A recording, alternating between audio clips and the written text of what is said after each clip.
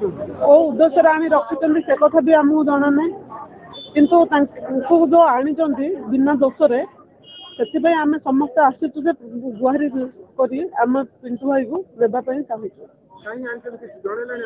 ନା କିଛି ବି ଜଣେଇ ନାହାନ୍ତି ପୋଲିସ ଅଧିକାରୀ। ଆମ ଗାଁର ଶହ ଶହ ପ୍ରାୟ 800,000 ମହିଳା ଆଉ ଭାଇରେ ଆସୁଛୁ। ଆମର ଦାବି ହଉଛି ପିଣ୍ଟୁ ଭାଇକୁ ନିର୍ଦ୍ଦୋଷରେ ଖଲାସ କରାଯାଉ, ନ ଛାଡ଼ିଲେ ଅନିର୍ଦ୍ଦିଷ୍ଟ କାଳ ପର୍ଯ୍ୟନ୍ତ ଆମେ ବସିବୁ।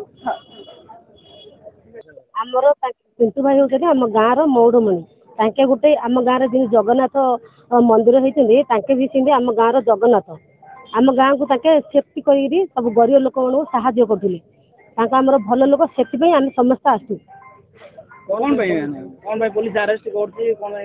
ବିନା ଦୋଷରେ ଆରେଷ୍ଟ କରିଛନ୍ତି। ଆମେ ସକାଳେ ଜାଣିଲୁ, ସେଥିପାଇଁ ସମସ୍ତେ ଆସୁ। ଆମେ ତାଙ୍କ ରିଲିଜ କରି ନେବୁ। ବିନା ଦୋଷରେ ଯୋଉ ଆରେଷ୍ଟ କରିଛନ୍ତି, ଆମେ ତାଙ୍କେ ଆରେଷ୍ଟ ଯୋଉ କରିଛନ୍ତି ସେମାନଙ୍କୁ ଆମେ ମିଛରେ କେସ୍ କରିଛନ୍ତି ବୋଲି ଆମେ ସମସ୍ତେ ରିଲିଜ କରି ପୋଲିସ କହିନି କଣ ପାଇଁ କରିଛନ୍ତି ମିଛ କେସରେ ବୋଲି ଆମେ ସମସ୍ତେ ଆସୁ।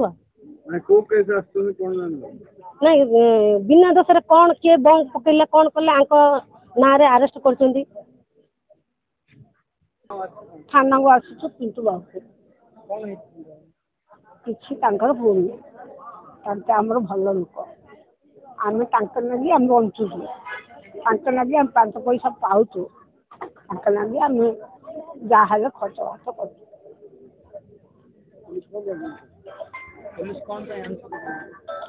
ପୋଲିସ କଣ ବି ଆଣିଛନ୍ତି, ତା ହିଂସାରେ ଯାହା କରିକି ଜାଣିଛନ୍ତି।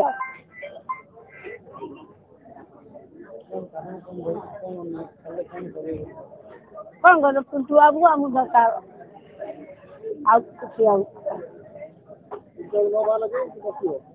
ପିଣ୍ଟୁ ବାବୁ ନ ହେଲା ଯେ ଆମେ ଏଇଠି ବଇଛୁ। ଆମେ ରାକ୍ଷୀ ବାବୁ ଆମେ ଯିବୁ।